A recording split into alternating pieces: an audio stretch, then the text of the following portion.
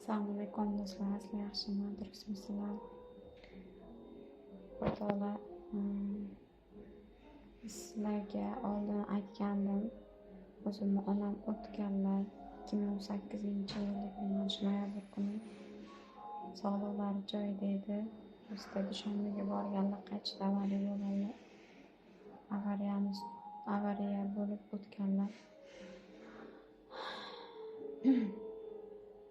Oradan bir yil o'tgandan keyin dadam uylandilar. O'zlari topdilar, o'zlari uylandilar.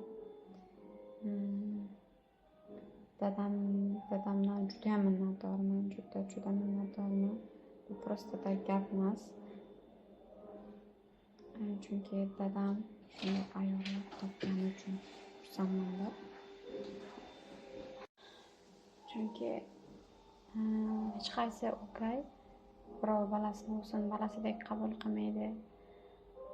Ayam hech qachon o'gayliklarini bildirmadi bizga. Mana 2019-yildan beri biz uydalar. Hech qachon o'gayligini bildirmadi.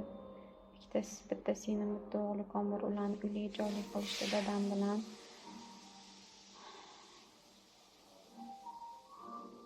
Doim ko'nglimizga qaraydilar, biz ko'rsak kuladilar, yig'lasak yig'laydilar, dardimizga birgalikda bo'ladilar-da. Biron problemamiz bo'lsa, o'zi qilsin degan qilmaydilar hech qachon. Nima deydi? Onalariga ming rahmat. Xolam, ayam onalari ham juda ham yaxshi xotin. Vaqti kelganda mana shu onalari kelib urush qilganimda, endi hayotda hamma narsa bo'ladi. Vaqtida urush ham bo'lgan. O'sha paytlarda meni bosib, og'irlik, bosiqlik bilan mayli qizimdan ayb o'tgan bo'lsa, mendan kechir deb hali ham men o'zimni kechirmayman. Shtobi onamdan katta momam tengi odam kelib mendan kechirim so'ragan. O'sha paytda shu qilgan qilig'imni butun hayot o'zimni kechirmayman-da.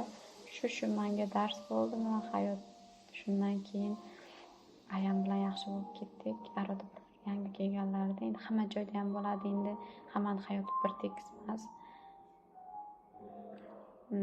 Menda hozir shuncha prosmotr odam ko'ryapti, taniyapti. Shu fursatdan foydalanib ayamga aytmoqchi bo'lgan gaplarim bor. Aya, sizni juda ham yaxshi ko'raman. Juda ham yaxshi ko'raman.